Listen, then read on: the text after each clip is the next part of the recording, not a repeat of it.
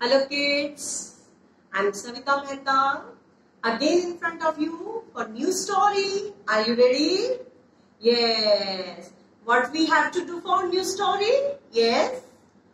Focus. Focus. Focus. Everybody focus. Okay, now all are ready for new story. Student, today I will tell you a new story. डर. डर. आपको मैं आज एक story सुनाऊंगी, उसका नाम है डर.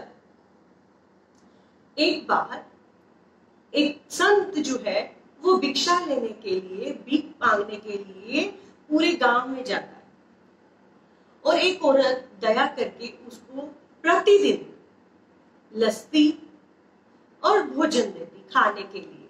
क्योंकि जो संत होते हैं ना बेटा, वो कोई वर्क नहीं करते, मीन्स उनको वो नहीं होता भी जब कुछ खाना है तो वो मांग लेते हैं. वो गाड़ियों में नहीं घूमते, उनका कोई घर नहीं होता, वो तो सिर्फ ऐसे ही करते हैं कि मांगा खाया. और उनके पास क्या होता है, एक डोलू सा रखते हैं, कमंडल सा, जिसमें मांगा और खा सके घर जाकर. मीन्स घर जाने का मतलब जो उनका रहने का स्थान. एक बार क्या हुआ, संत जो है वो लस्सी लेकर के और खाना लेकर के चले गए. लेडीज औरतें जब अपने घर में बर्तनों की सफाई की, जब साधु चले गए, जो बाकी लस्सी थी, छाछ, बेटा छाछ जानते हैं ना, तो उस बर्तन को जब खाली किया तो उसने उस बर्तन में क्या देखा कि सांप मरा हुआ था. वो उसने फेंक दिया और घबरा गई. क्यों घबरा गई? क्योंकि उसने उस पात्र में से लस्सी जो थी वो संत को दी थी. तो लेकिन वो उसका रिश्तेदार नहीं था, इसलिए उसने चिंता भी नहीं की कि वो मर गया, जिंदा है, या उसने नहीं सोचा. तो अगले दिन जब वो संत दोबारा आया भिक्षा मांगने के लिए, उसने जैसे ही आवाज लगाई भिक्षाम देहि, भिक्षाम देहि, तो वो औरत बाहर आई और साधु को देखकर बोली कि बाबा आप जिंदा हो. दोबारा बोली, बाबा आप जिंदा हो, हैरानी से. अब बाबा भी हैरान कि क्या हो गया, अभी मैं जिंदा हूं. तो उन्होंने उस औरत से पूछा कि क्या हुआ, तुम ऐसा क्यों कह रही हो. तो बाबा, औरत ने बताया बाबा को कि बाबा जो कल मैंने आपको लस्सी दी थी ना, उस लस्सी के पात्र में सांप मरा हुआ था. जैसे ही बाबा ने ये सुना और उनके मुंह से निकला हे राम, वो सुनते ही उनका हार्ट फेल हो गया और उनकी मृत्यु हो गई.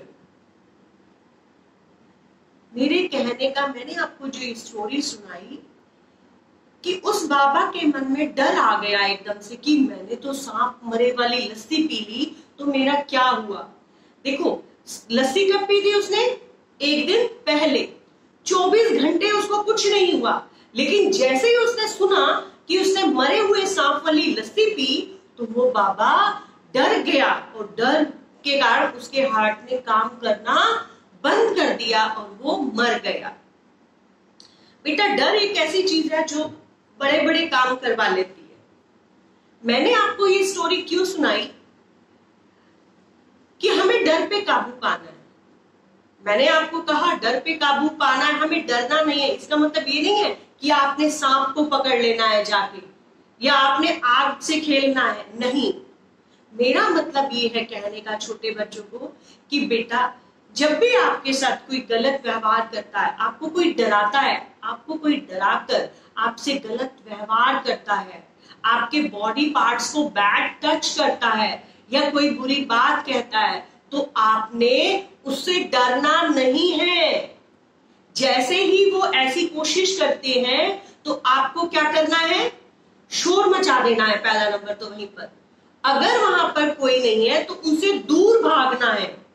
और अगर फिर भी आप ऐसा करने में सफल हो जाते हैं तो घर जाकर अपने मम्मी पापा को ये बात जरूर बतानी है. बेटा आपके सबसे अच्छे फ्रेंड्स आपके मम्मी पापा है, वो आपका बुरा कभी नहीं चाहेंगे. आपने अपने मम्मी पापा से नहीं डरना.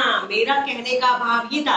मैंने जो स्टोरी सुनाई वो इसलिए सुनाई कि डर के कारण बहुत लोग गलत फायदा उठाते हैं, डरा करके बहुत सारे काम कराना चाहते हैं। हमें डरना नहीं है, हमें अपने पेरेंट्स को जाकर के सारी बात शेयर करनी है। ठीक है, आप करते हैं अपने पेरेंट्स से शेयर कोई भी बात हो, कोई भी बात हो। आपके सबसे अच्छे फ्रेंड्स कौन हैं? आपके मम्मी पापा।